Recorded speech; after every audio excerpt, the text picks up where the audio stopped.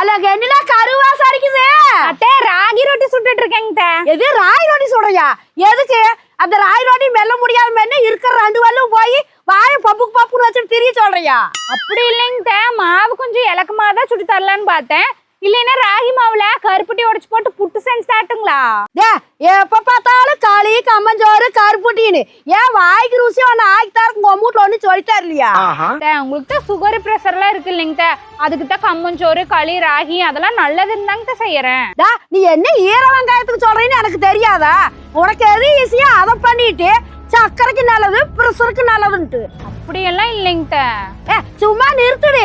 இனிமேலும் சௌரியத்துக்கு எதுவும் பண்ணக்கூடாது. நீ எது வேணாலும் எனக்கு கேட்டுதான் பண்ண வேணும், புரிஞ்சுதா?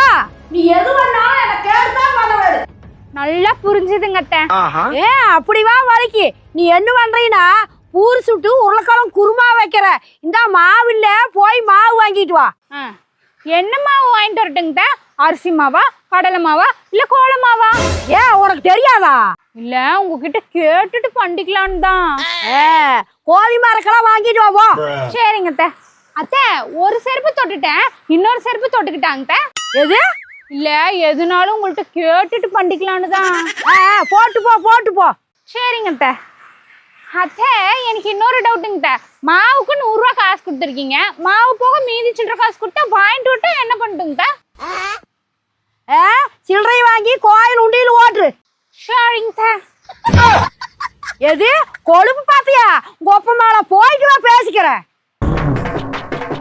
அத்தை மாவு வாங்கிட்டு வந்துட்டேங்க, இப்ப என்ன பண்ணணுங்க?